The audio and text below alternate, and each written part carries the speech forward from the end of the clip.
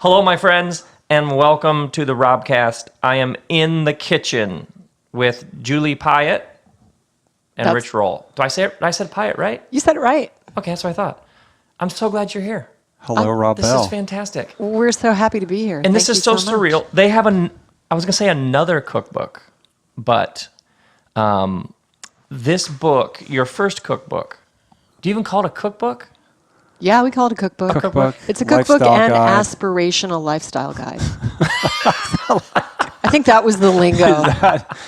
Yes, call it that. Call it they that. say.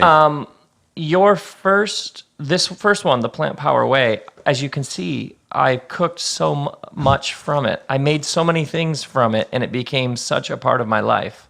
And I've made more of these recipes for people who have come over. So to have you here in the kitchen is just slightly surreal. So welcome. Well, it's So surreal sweet.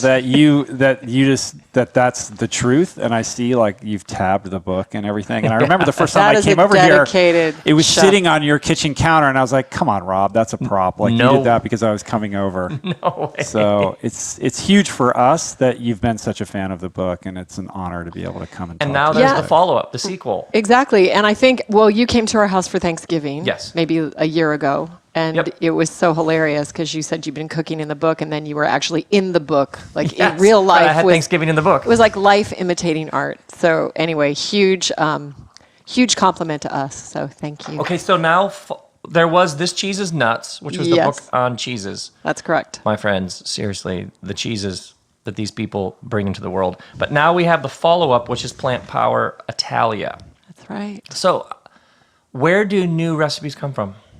Let's just start there. Why is the Let's just sky start blue? there. Why is the sky blue? Why is the sky blue? And- Well, much like you, my creative friend, they just arise, really. And I'm a creator, but I use whatever medium is sort of in front of me. And I've always had a knack for cooking. I've always loved to have people in my home. I'm the person that can cook for 50, and it doesn't really throw me. And I always find freshness and new ideas in nature, in fresh ingredients, in lineage and tradition. And so we had spent quite a lot of time at this farm, this Borgo in Italy called Isolana, and had conducted some of the most amazing retreats of our lives at this place. And Italian food is so delicious. Yeah. And here Yeah. I had presented the Plant Power Way and then the cheese from This Cheese is Nuts. Well, what's the key ingredient in Italian cooking is cheeses. So it was really a no-brainer to create this menu, this book really off of the menu that we serve at our Plant Power Italia retreats that we do every year at Isolana. So you're making one thing, and does it start with an idea? Like, what if or does it start with you messed up on a previous idea and thought, wait, if I put more salt Actually, and I double the whatever? What it was for this is it was this vision of actually taking the Plant Power Way into community. And so the Plant Power Way was sort of like we invited you in and saved a seat for you at our family table. But then the next level of that was to really bring the community in. So we had the idea to hold these retreats at Isolana in Tuscany and different places. We've been to Ireland, and we have other plans to go to Kenya and other places. But the idea was to collaborate with the local chefs. And so what I did is I dreamed a menu first. So I created first in idea. And created the menu for the week. So we're feeding about 50 people, 3 meals a day for 7 days. So right there, you've got a good chunk of a book, already with all those recipes. It's quite a lot of recipes. Right. And we did 2 trips. So what I did is I revisited the classics, like the Italian classics, like, eggplant parmigiano or fettuccine alfredo or lasagna or fresh mozzarella, caprese, all these type of dishes. And then I reimagined them without any animal products or any dairy products. And much of the book is gluten-free. Okay, but the first book, and I assume Italia, once I get into it, it's not yet marked up, I can actually make this. Wow. Like, I bought so many cookbooks that I can't make them. Is that built into the way that you all think about food? It really is, and for me, like I'm a multi-dimensional creative being. So I'm creating, I'm writing Yeah. songs, I'm Music, writing yoga, books, spiritual right, teacher. all that kind of stuff. And I'm also a mom of 4 and sometimes 5. So I don't have time. That's a whole other story. That's a whole other story. But I don't have time to make it complicated. It can't be complicated. So I excel at taking sort of a global view and finding the simplest way that I can present it to the reader. So I can say with confidence that anyone can dive into my books and create my recipes, because simplicity is a core theme throughout all the recipes that we offer. Okay, my RobCast friends, you probably, when you heard the name Rich Roll, you're probably already a fan of Rich Roll. But he was episode 134, which was like 50 episodes. It was one of my favorite episodes ever because we did it live at the Improv. You've done other live ones, though, haven't you? A couple. It was really fun for me to That do it in one. the comedy club and Yes. and to do it in front of your crowd of people. It was super cool. I'm struck, and then you call it a memoir, Finding Ultra? Mm-hmm. Rich wrote a book I highly recommend to all of you. As long as you're getting their plant power books, get the Finding Ultra as well, in which you tell about the 39 years old, the eve of your 40th birthday. Yeah, I mean, I kind of tell my whole story. I mean, there's a bunch of childhood stuff in there, and it's a story of addiction and sobriety and recovery, and then it's also a story about middle-aged malaise and lack of health and the kind of search and journey to repair my health that then really led me or catalyzed this deeper journey to explore my potential in the physical realm by virtue of these ultra endurance races that I've done, but really more than that. It's a spiritual journey to wholeness, I would say. And I have all these questions I never realized I asked you, Julie, about Rich. So right around your 40th birthday, you tell the story about, I think, climbing upstairs, being like, whoa, I'm not in good shape here. And then you sort of gradually turn a corner into running, biking,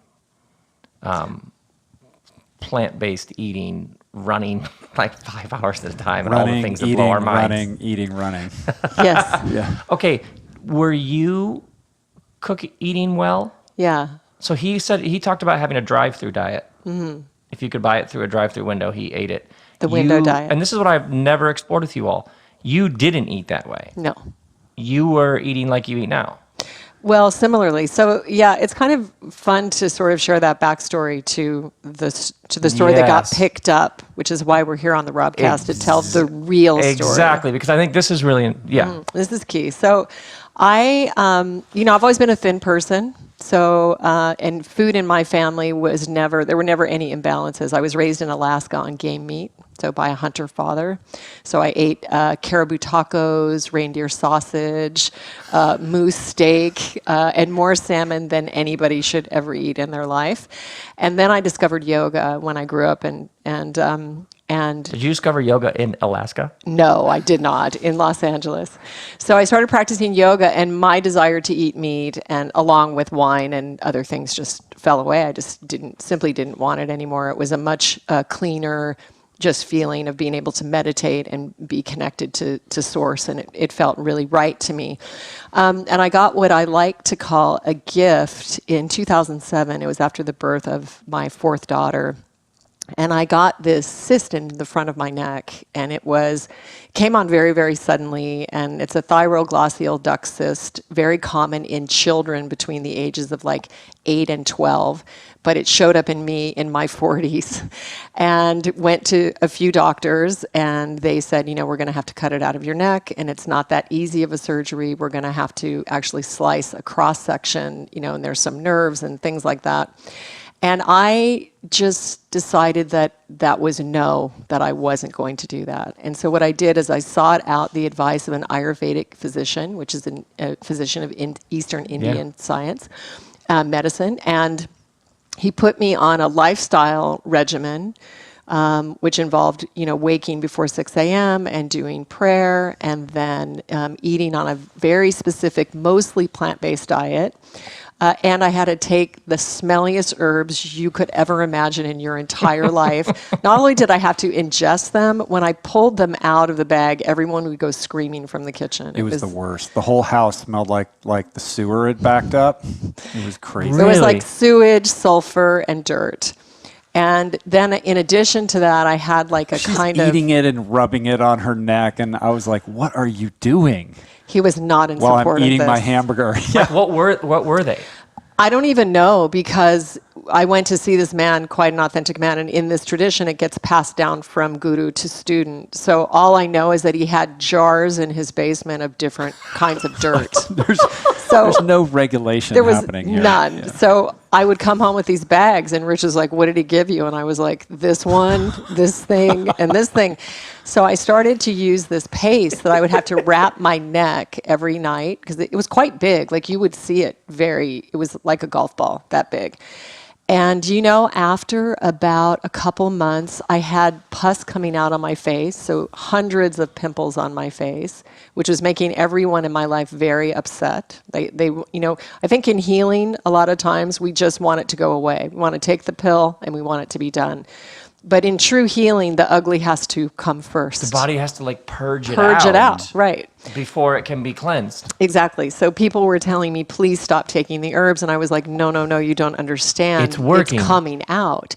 And I saw it starting to reduce, and I knew I was gaining. But I ate this way off of one sheet of paper that he wrote in pencil, by the way, for almost 2 years, maybe a year and 8 months, and I completely healed myself, completely. It's gone, it's never come back, I never had any other symptoms. Something that I was told was an impossibility to heal. So that was my first experience with food as medicine. And I thought, what an amazing gift, because, God had made me a thin person. So I never really, how would I have discovered food as medicine if I had never experienced this imbalance? And I really felt it was a sacred opportunity, and I didn't want to waste it. So from that point... And Rich at this point is He's still eating eating drive-through. Oh, he's Yeah. eating, Okay. In-N-Out burgers. A lot of Jack in the Box involved. A lot of Jack in Pizza the Hut. Box involved. But this is another really important point to share, is that prior to the staircase incident, when Rich was walking up the stairs and felt he was having a heart attack and had this awakening, we had been in a relationship together for the better part of 7 years. And I had seen him struggling with weight, struggling with his emotions. He's, recovering alcoholic, very what I call dense. He was hidden behind this cloud of dense energy. And here I had this newfound connection to food as medicine, plus my spiritual path. And I kept reaching my hand out to him. But the more that I reached, the more paralyzed he became. And it was very tricky for me to find my way out of this, because I had a lot of conversations with a lot of girlfriends and a lot of people who told me how right I was. You're so right, because your life, the way you're living, is so much righter than his life. Yet here my husband was not shifting, and our marriage was not moving, and it was not working. So I went and studied with this Indian master, Indian meditation master, and he spoke to me about the concept of divine love. And he said, well, divine love is like the sun, and it simply loves everyone without discrimination, without edit, constantly, ever, eternally.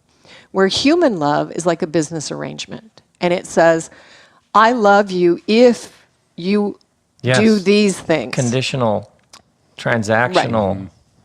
Exactly. So he said, so is it really love? And at that time, I think... we hit a wall, we hit a bottom, and we broke up for 24 hours. I said, you have to leave. And we had a young baby, our third daughter. And I said, you have to move out. So I think Rich left. I think he was gone 24 hours, and we couldn't stand it. And we got back together. So I was really clear that I wanted to be with this man. Yeah.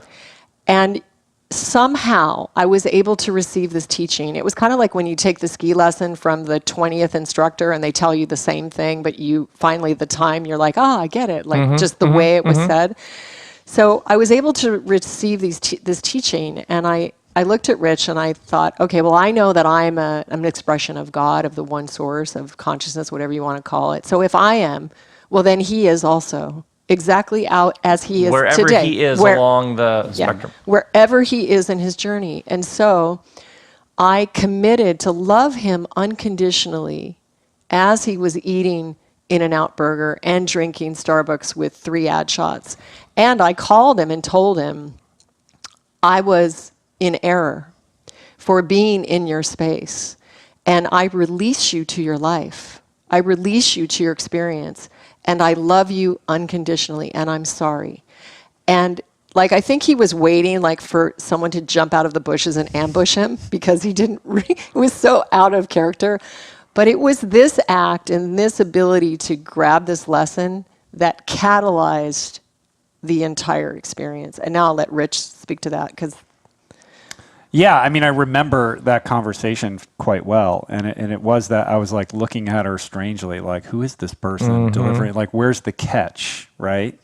Where's the what's coming on in the wake of this? You know, the hook. If you, all this is true, if you will, yeah, exactly.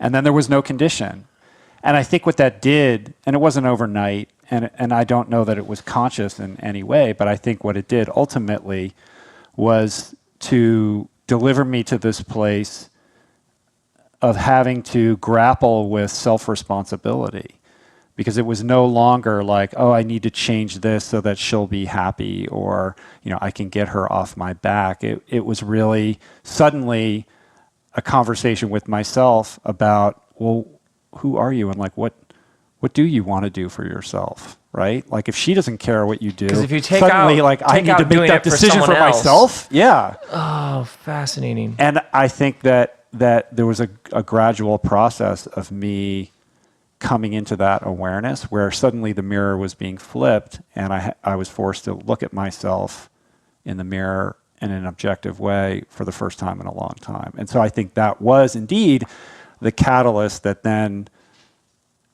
set in motion a course of events that led me to being able to be on the RobCast right now. But in the short run, you know, when I had that staircase epiphany, I was then prepared to make some changes out of a desire to be a better version of myself, I think. That is fascinating. I don't think Kristen and I have ever done an event together when somebody didn't ask, what do you do when your partner and you are not on the same page? Or how do you stay on the same page? Mm-hmm. And it's generally because somebody, one of them, the person who's there, is waking up in new ways. Mm-hmm. I mean, I've had people say, I remember a woman, this was like maybe a year and a half ago, raise her hand. My husband wants no new ideas, no new stimulus, no travel. He doesn't want to read anything. He doesn't want to listen. He wants nothing new. Like, just did this blistering, what do I do kind of thing. And what's your response to that? Well, I'll tell you, it happened in Chicago again a year ago. The exact sort of litany of why this person who wasn't in the room wasn't this. And and she said he wouldn't even come to this. And when I told him he should be coming to this with me, and I was like, so shame. So you're shaming as well. Okay, so we just now know you're using everything in your toolbox. But what's interesting, I remember one time just saying to a woman, because of the way she asked the question, what if you treated him like he was the man you wished he would? Mm. Because what has helped transform you in your past? Were you most transformed when people give you long lists of things you aren't? Or was it a teacher, a parent, an aunt and uncle who told you something about how they saw you? Mm-hmm. And grace is actually how you, I think. I think that's spot on. And I think that's the other piece that kind of occurred in our dynamic, because throughout this whole process, Julie, like she mentioned, like, oh, I was dense, you know, energetically. Yeah, right. But she always was able to kind of see this better version of me. Like, she held out this vision for who I really was or what I could become, not in an aggressive way of taking some kind of stance, but in like just a very grounded, like knowing, like, mm-hmm. I see you. It's like a firm confidence. I know who you actually are. So whenever you get around to it, Yeah, and see it. and I mean, isn't that what I mean? If we want to talk about the Christ principle, if we talk about it as just a universal principle, for me, what I find is when I've been in trauma or I've been on my knees, what I need is for someone to look at me and say, "I believe in you. Yes. I trust you and believe in you." Yeah. Not you should be doing this, or why didn't you do that, or you could try to do this, or if you could be like that person over there. And what is the Christ principle? I mean, if we talk about quantum physics, and if we're creating things by our gaze, by our intention, right. and then we're holding our loved ones and saying everything that's wrong with them, we're not in a Christ consciousness. But Christ consciousness would be holding you in your ultimate vision, Yes. despite any appearances to the contrary. I And love then it. the extra element of that, which was the lesson I learned in this, was then the complete releasing of any ownership of it or attachment to it. Now you're free. Now I'm free. So the thing is, early in my spiritual path this lifetime, I was thinking, I was like, oh, well, I want to do this with him. I want him to be on my page taking the steps. And when I really got this teaching and I was able to really take the wisdom into my cells, then I released him to life, understanding that it's not for me to say what his path is. His path is unique to him and him alone. He is not my source, even though he's my love, my beloved, my creative partner, my husband, the father of my kids. My source is the all one, beyond. So whenever anything is out of balance, I think it's when couples are expecting the other person to fulfill some part of their trauma or things that are missing. Yeah. So simply by releasing that being and turning your gaze to your own connection to this magnificent force, I think right away you'll solve at least more than 50% of your issues, maybe more. Absolutely. And it's interesting about turning to source, the ways in which the other person becomes a form of source. Like, you were supposed to fix me. And that just doesn't Where work. was that in the what clause of the contract? Right. Can I find that provision? Okay, so Rich, the sun starts to shine all the time. Sun is shining. There's a moment in Finding Ultra when Rich goes out for a run and runs for a while. And I think ends up running like for 4 hours. I mean, like 24 miles or something like that. Something. He has something where he comes home, like he is in the book, and then when he told it in RobCast episode 134, when you, it's such a, it's such a story. But he starts to tap into something previously untouched. When he comes home and is having they're athletic running / mystical transcendent states. I would argue they're like peak experiences disguised as athletic outpourings. Mm-hmm. That's exactly what it is. When he starts coming home from bike rides and runs that are like exploring the limits of human capability, are you like, what? Are you surprised? Are you shocked? Are you just smiling like, oh, this is interesting? Wow, no one's ever asked me that question quite that way before, which is why you're so amazing. Let's see. I am really bad with sports. I don't have an interest in it. So I think when Rich, I will tell you that I had an overwhelming knowing that he was to do athletic activities, that was high on the list, right? Because I had lived this life of cultivating this connection to heart, and that we all should live our heart. So here I was married, and if I wanted to live my heart, well, then I needed to want that same experience for my husband. But what some people don't know is that during this time, we were going through severe financial collapse. Yeah. So we had cars repossessed. We lost health insurance. I didn't have a bank account for 4 years.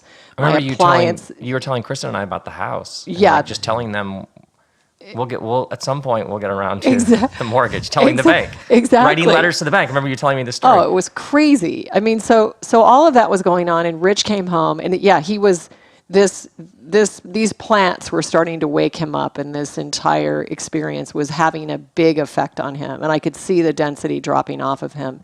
And he was coming home, and I was telling him, you train first, you see to me and the children second, and if a job drops in your lap, then you can service it, but you're not allowed to try to get law work. How did I know this? How did you know? Right.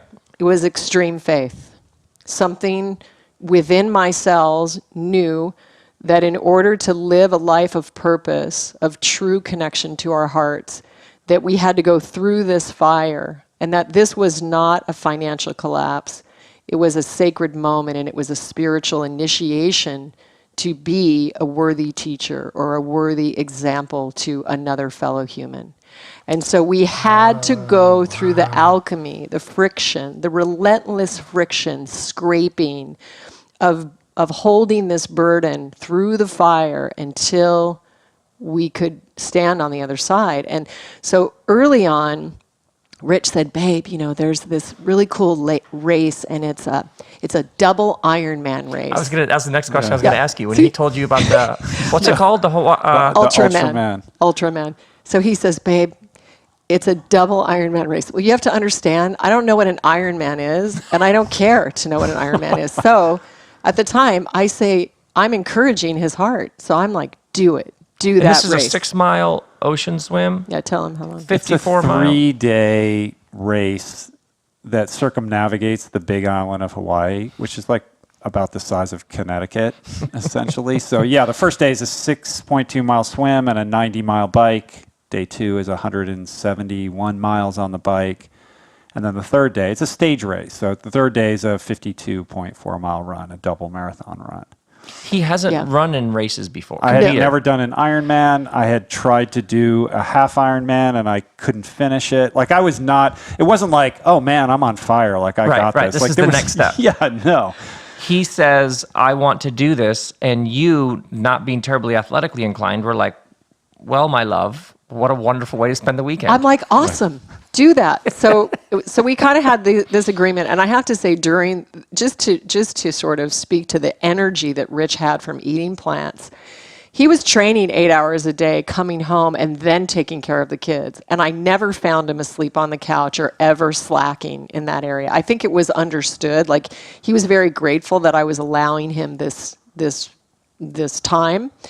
And so he really showed up with the kids when he got home as well. But when he got home, I went to my friend's music studio to create music with my son. So the only thing that was working for me was my music with my boys, and the only thing that was working for Rich was his training, and none of those things were bringing in any money. Like, none of those had anything to do with like sustenance or taking care. So it was this really important one day that he would say goodbye, and I would be in the kitchen, and the door would open and the door would shut, and then 8 hours later the door would open and he would come in.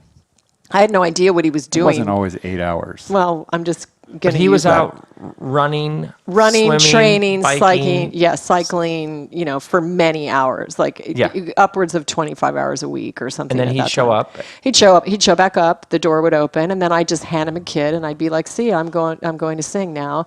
And one day, I'm like halfway through, and he stops and he says to me, do you understand that I just ran a marathon? And I'm mid-stride. And I stop and I look at him and I say, actually, I had absolutely no idea that you just ran a marathon.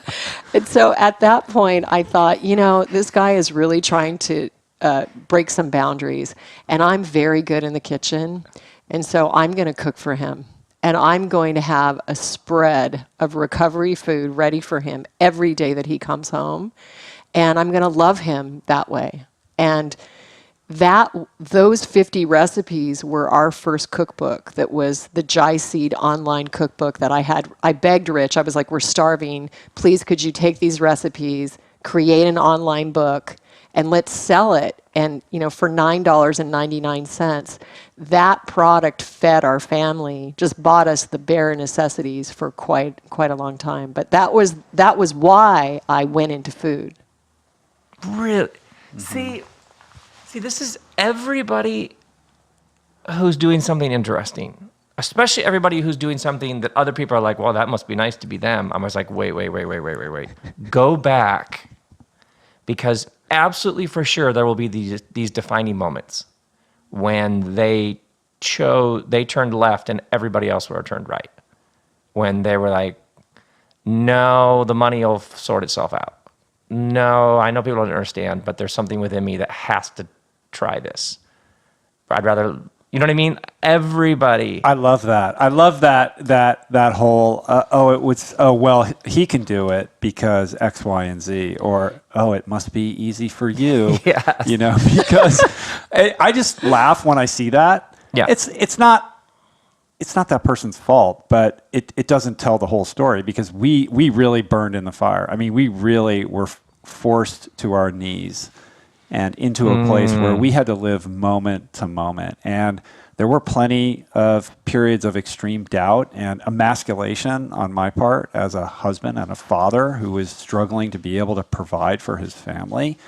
And really questioning this bizarre path that we were blazing, for which there was no example. There's nobody. We couldn't say like, well, this person did it, so we're going to kind of do it like that person. How many times have I had that? Like, family and friends, kind of like, you get that weird look, like they don't want to be so impolite as to actually tell you you're insane, but you can kind of like gauge the way they're looking at you, and they're like, these people think we're crazy.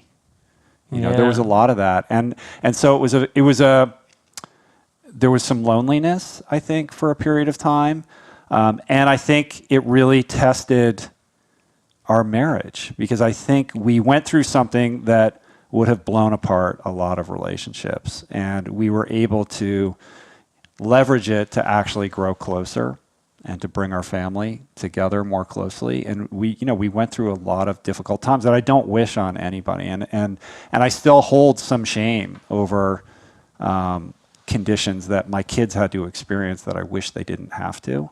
But I think ultimately now, as Julie kind of so eloquently spoke to earlier, like, to be able to come out of that, there is like a gravity, like a gravitas, having weathered that experience, where I think that allows us to then step into a place of service in a more meaningful way than had that not occurred.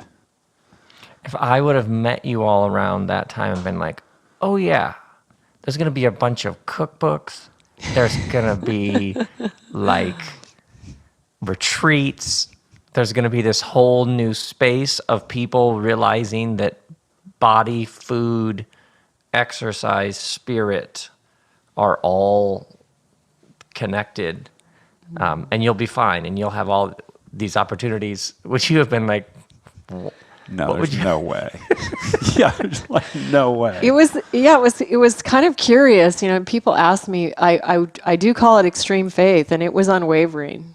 Like, I didn't stay up at night questioning my resolve. I never did. I never lost a night's sleep. We were tested. It went on a lot longer than I thought. I was like, this is going to turn around. And then I was like, all right, already. Like, I mean, it really kicked in after Finding Ultra came out. Mm-hmm. It wasn't like, I write this memoir and then it's all gravy. Like, the volume actually got turned up after that book came out. We got extra tested. And things got really hard. Super tested after that. So a big theme of that memoir is when you're kind of right with yourself and the world, when your spirit is true, the universe will conspire to support you. And that is an experience that I had in, what transpires in that book. And it's an experience I've witnessed in others. And in the wake of that book coming out, I was kind of like, okay, my heart is true. I'm ready to receive. And the phone was not ringing. It was like suddenly we were in the AP course of like, okay, well, just how legit is your faith? Like, you said that in that book, but let's like turn the heat up a little bit more and see if that's actually true, And so we had to burn a little bit more. And there was a moment at that moment where we looked at each other and we were like, we're on the verge of either realizing all of our dreams or being completely annihilated, and every single decision we made was the wrong one, or not. Like we didn't know which way it was going to go, 50-50. And what we had to do was lay it down at the feet of the force again, with no attachment. Yeah. And say, there was a moment, I was in love with my music. My music kept me alive during those years. I mean, the experience of becoming a musician with my boys, with my children over 7 years, it was... I love all the pictures in book one of you and the boys playing together. So cool. That's a cool mom, for the record. It was just, thank you. It was amazing. I mean, it was just extraordinary. I couldn't have written a bigger blessing. And yet, and the music had touched us, and we had played it and sung it a little bit, and people would break down crying, like they could feel they could feel the emotion in it. And yet there came a point where I was like, maybe nobody does need to hear that music. Maybe it was just for us. Maybe nobody is ever going to know. And I had to even be resolved and in devotion in that reality. So it was again... Right. The giving it up. Just when you're like, okay, now it's like downhill. Now the roller coaster has hit the top, and now we just glide down. Oh, there's another one. Got it. And what I learned, this is like maybe be helpful for anybody listening who's going through this. And I call this being dismantled. And what I say is, if you've ever been dismantled, you'll know exactly what I'm talking about, because it's an energy that is a very specific quality. It's an energy where you could send out 1,000 resumes and you would never get a job.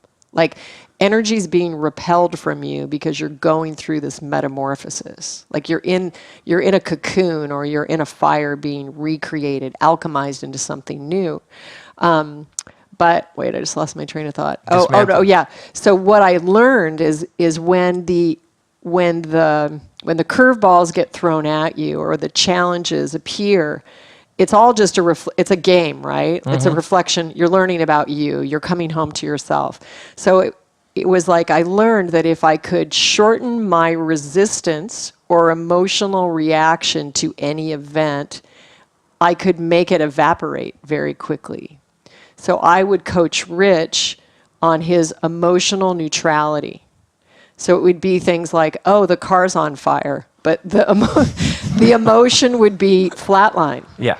And we would look, just, the car, in observation, the car is actually really on fire. And then, we would just not be in the drama at all, not talk about it, not go into, what are we going to do? Like, literally, I was experimenting with if I could lessen that resistance to nothing and go total Jedi warrior. Total, like, in the solution, neutral, merged, present. And soon those things stopped happening. But for a while there, it was like, of course Rich got pulled over. Of course the car blew up. I mean, it was so much that it's even hard to remember. And I'm writing my memoir now. And so I'm going back and it's, like I forget certain things that we went through. It was extensive in many different areas. But it's that lesson that all human suffering is resistance to what is, right? So the more you can be in acceptance, like total acceptance around what's happening. And there were, as difficult as it was, I do remember there were times where, like, we would conduct ourselves like everything's fine. And that just made, like, I would have moments I'm like, are we just completely crazy? Because there were so many things that were not working properly. We have so many reasons to be mental right now. And then other people would be like, how come you're not freaking out? Like, there must be something wrong with you, right? And it raises all these questions about how much of it we're manifesting through our own tension and failure to trust, and how much of this we're creating. Mm-hmm. Oh, my word. Okay, now I have all sorts of more specific questions. For you all, food is way bigger than food. Like, even looking through the photos, even if I just go through the photos in your books, food is about a whole way of thinking about the world. Like, you think about the ancient Hebrew tradition, food is the most primal way in which you receive. Like, if you don't eat, you don't survive. So it's the gift that multiple times a day, you have to receive a gift. You have to, like you say, grace before a meal. But there's this feeling that it's like these are cookbooks, but it is a larger orientation towards gift that sort of surges through all of it. It's energy, it's life. It's life expanded. And, I would say it's like I'm looking at these Instagram feed now that are part of our books, but it was funny because the first cookbook that we did, Jai Seed, was we didn't have money to photograph dishes, and we just created it with a bunch of pictures of our family. Like we have a lot of really great photographers in the family, so we were like, oh, let's use that. So it was just pictures of us with then recipes, right? So it's kind of funny looking back on that now, how that connected. But, I would say that my divine design, my spiritual name is Ma Ananda Shrimati, and it means blissful, beautiful, and fortunate, which is really amazing for me. The spiritual name is 3 things. It's the being of who you are, it's the path to enlightenment, and it's the goal of enlightenment. That's what the meaning of the name. So for me as an artist, when I was given that name, it was a beautiful blessing for me because I create beauty. And so what I create in these books through the food, through the experience with the people, the humanity, the nature, the ingredients, it's an offering of beauty. And it's infused with our journey, with our own vibration of what we went through as a family. And so that vibration comes through the pages. And when you create these recipes, it carries an activation or a vibration which can expand you into a greater experience of yourself. And each being who reads these books will receive exactly what they need. They might not need some parts of it, but something about it, something about the truth of it, which is something you can't create, you can't make a marketing slogan. Right. It just exists. I've often felt that in my books, like I am cramming my life into these little black etchings on white pages in the hopes that somebody opens that page and whatever spirit was in me starts coming out of those little black etchings on white space. It's beautiful. And when people just knock off a book, like, I just have someone over here does it for me, or one time you'll love this. One time I was doing this event, speaking at this arena, and this very, very famous author came by, introduced himself, and I'd heard all about this guy, and he said, and this is so-and-so, my writer. And he has a guy on his payroll who goes everywhere with him. And then he'll be like walking along and be like, 7 steps to financial success. And the guy will be like, like type it or write it. And then sort of these books come about with him like walking around just sort of spouting off. And there's this guy, and I thought, it's not sweaty enough. Maybe he's just gaming the system and he's making There's millions a lot dollars. of people like that. But I which is fine, I guess. But I love how you describe that, because there's a sense when you make something, you're in it, and like your little atoms are vibrating in it with the hopes that it'll start vibrating for someone else when they encounter it. Well, food is food is the ultimate unifier. It's something that we all share. It's something that can unite us all, and it's that thing that fundamentally connects us to the planet and helps us understand that this idea of separation is illusion, right? That we truly are all one. And the simple act of taking in the planet into our bodies 3 times a day is profound. And I think we've moved away from that fundamental reality as a culture in a very unhealthy and profound way. We've lost that connection. We've lost that sense of understanding, and I think food is really a sort of a portal to the soul and a portal for personal and spiritual growth. You are taking in an energy, a vibration, and if you think that doesn't have an impact on how you feel, in the energy that you then emote, in how you interact with other people, and how you perform at your job, and how you communicate with your spouse and your children, then you're in denial, I think. I think it has a profound impact on all of those things. And it's more than just the macronutrients, how much protein and fat, etc. It's about like your connection to your environment and an appreciation for that, and an understanding that the more deeply you can invest yourself in that relationship, the more I think you will find an opportunity to continue to grow personally. Oh, that's so well said. I love it. Okay, a couple other questions. I am so struck with, we want people to move into later stages of consciousness. We want to see a later connection. We want people to see that everything is one.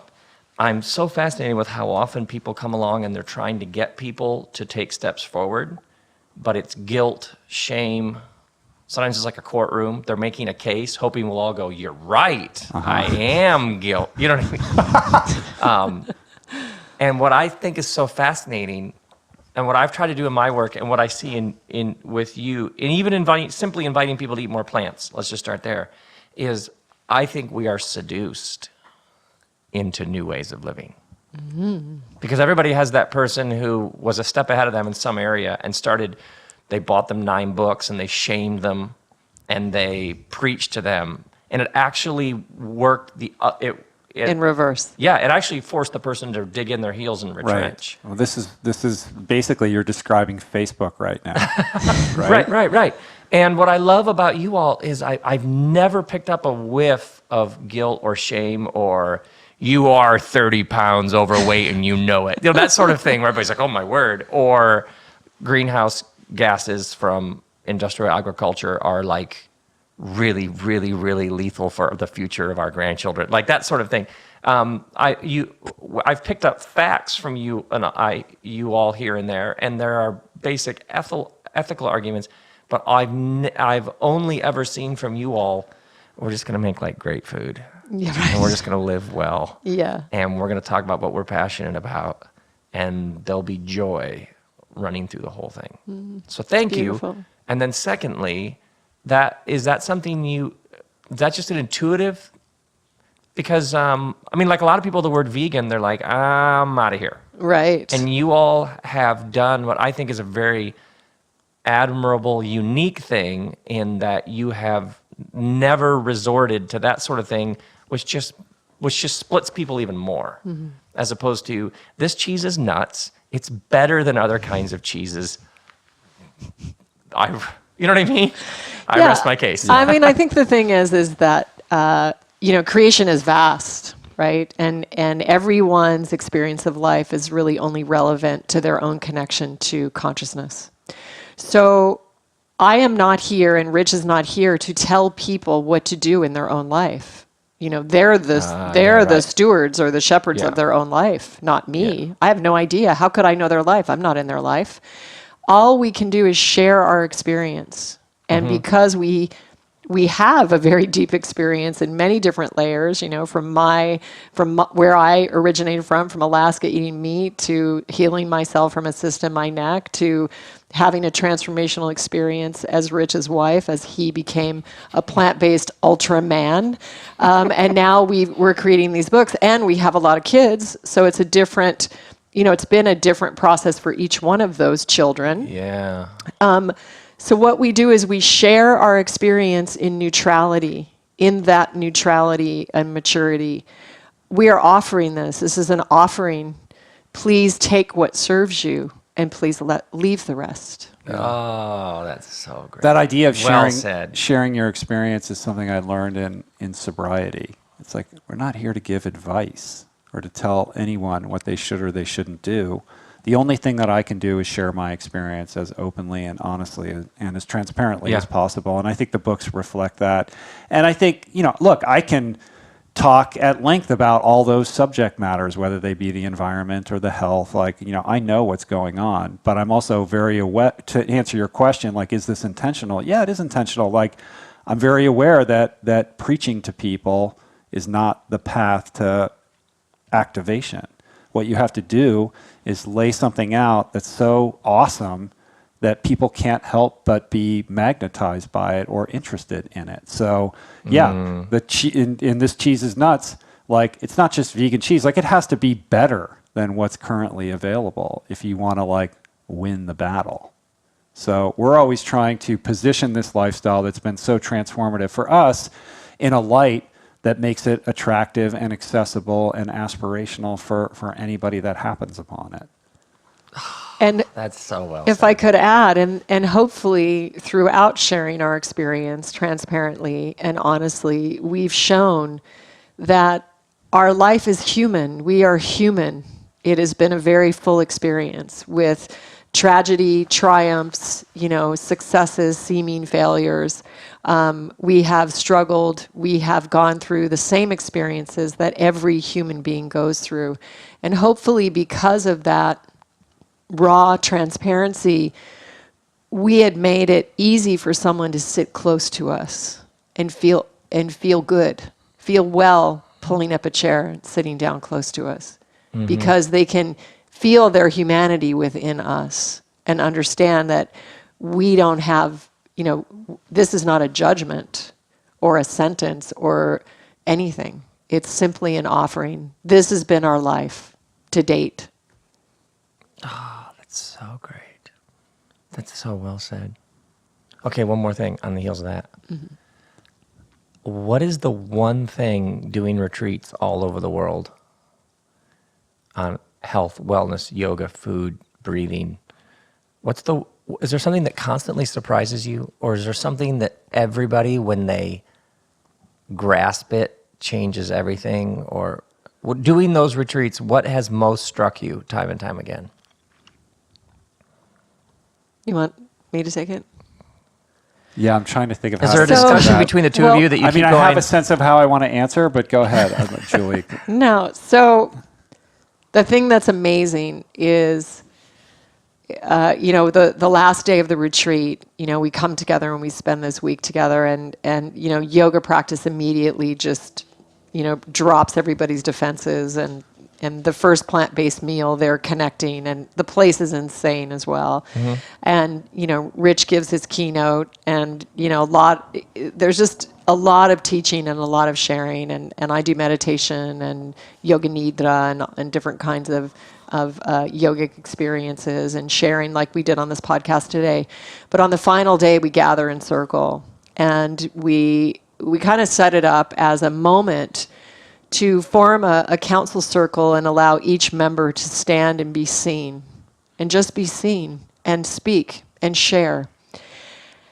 And the floodgates that open up with the first speaker, I mean, it's a 4-hour sobbing session that is so profound. I mean, what strikes me is the healing and transformation that come from gathering in community around plant-based food, practicing yoga, sharing pure heart, movement, the nature, but then also allowing somebody to have the stage.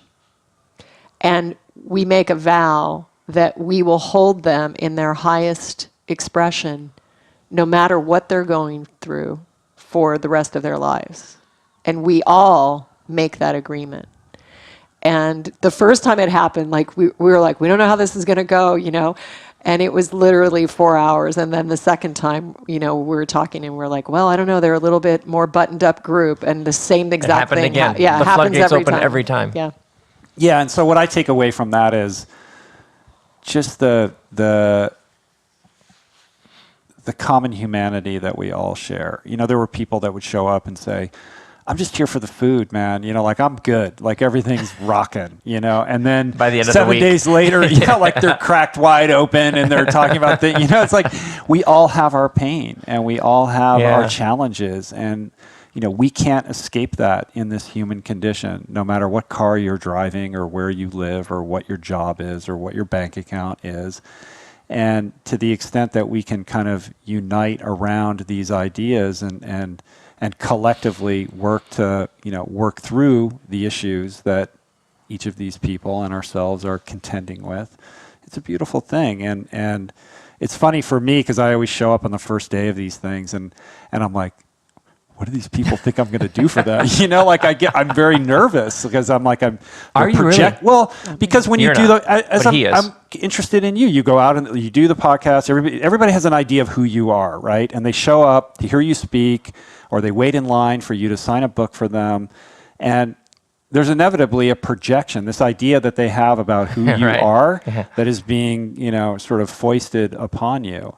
And you have to kind of take that and figure out how to communicate with that person to show up for them in an authentic way, but also in a way that you can kind of intuitively sense like they need to hear from you, right? And so Absolutely. that takes an emotional acuity, and also you pay an emotional price for that.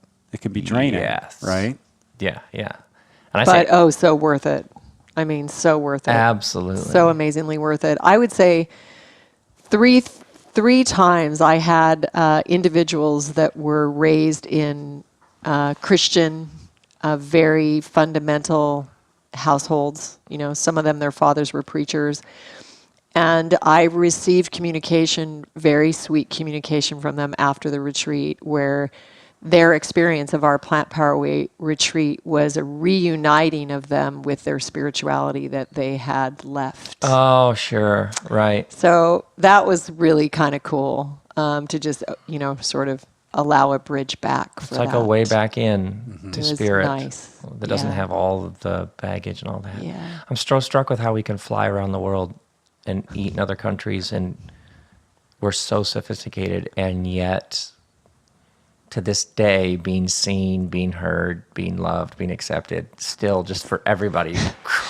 It trumps Just everything. It's the like thing, right? crazy, it just cuts right? through everything. It does. It cuts through everything. We just want someone to be like, "You're good. You're You're good." okay. You did well there." That's what I mean. That's why that one piece of advice, and this is something on that when I sign off on my podcast, I often say, and remember, even if no one else believes in you, I believe in you to find your way into living your true, authentic self.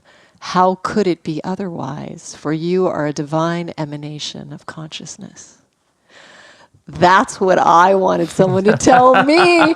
I was like, I'm not a deadbeat. I'm in my sacred moment, like someone.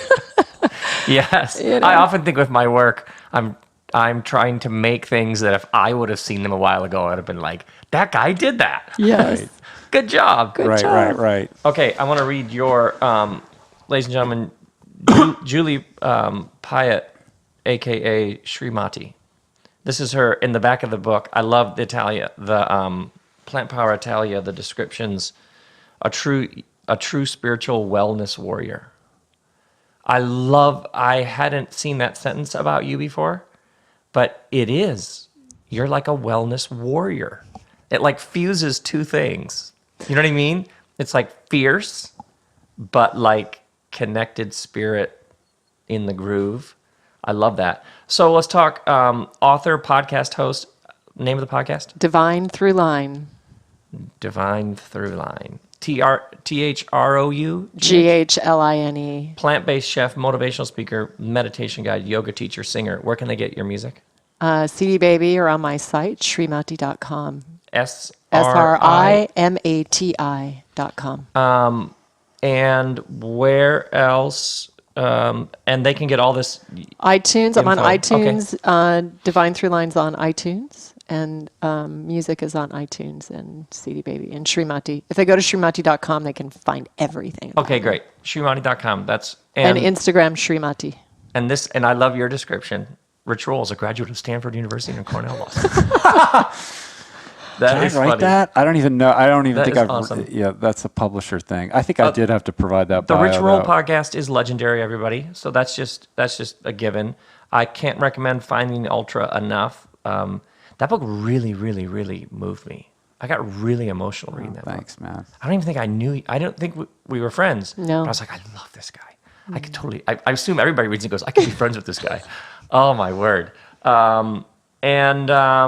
What else should people know? The new book is The Plant Power Way Italia, Julia Piatt and Rich Roll. What else people need to know about? Well, Finding Ultra, my memoir, I actually just re-released a updated, revised version of that as well. So even if people read it when it came out in 2012, it's about 100 pages longer now. Is About it really? 30 to 40% new material. Wow. Yeah, and I kind of pick the story up where it left off and tell a little bit about what we talked about today, like kind of what we had to went through. You don't have to. Buy it again. I have a copy for you. So yeah, that's available too, and I redid the audiobook and all that kind of good stuff. But yeah, that's really it. We're thrilled to talk to you. You know, we could have sat down and talked about anything. Isn't it fun? I just like We love being in your everything, presence, Rob. I'll tell you the And thing Kristen. about I haven't heard you talk about your marriage and staying together, and I just more and more these are the stories that everybody needs, and especially when people are like, well, look what must be nice. You're like, I always know, no, they went through fire. That's why they make it look like that. Yeah. That's why you like want what they have, because they were willing to go through the fire. That's how it works. So thank you. Thank you, Rob. Ladies and gentlemen, this has been the RobCast in the kitchen with Rich Roll and Julie Piatt. I'm trying to make like an official sounding tag at the end. But thank you. You all mean the world to me. You're so inspiring. From afar, and becoming your friend has just been amazing. So thank you for the books, among other things, among all the other things. So everybody, thank you, and grace and peace. We love you, Rob. Thanks. We love you. Thank you, Rob.